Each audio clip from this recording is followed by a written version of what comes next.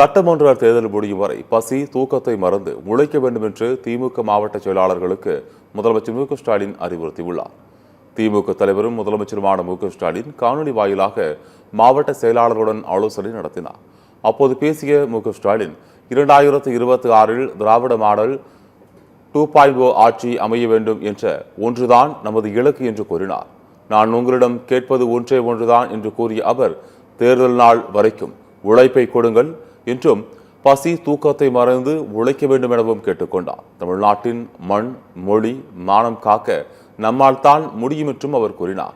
மக்களிடையே நமக்கு இருக்கும் ஆதரவை அப்படியே தேர்தல் வரைக்கும் எடுத்துச் செல்ல வேண்டும் என்றும் முதலமைச்சர் ஸ்டாலின் தெரிவித்தார். 1 கோடிக்கும் அதிகமான குடும்பங்களை ஓரணியில் தமிழ்நாடு இயக்கத்தில் இணைத்துள்ளோம் என்று கூறியுள்ள முதலமைச்சர் ஸ்டாலின், வரும் 20ஆம் தேதி ஓரணியில் தமிழ்நாடு பொதுக்கூட்டங்களை தமிழ்நாடு முழுவதும் மாவட்டம் வாரியாக நடத்த வேண்டும் என்றும் தெரிவித்துள்ளார்.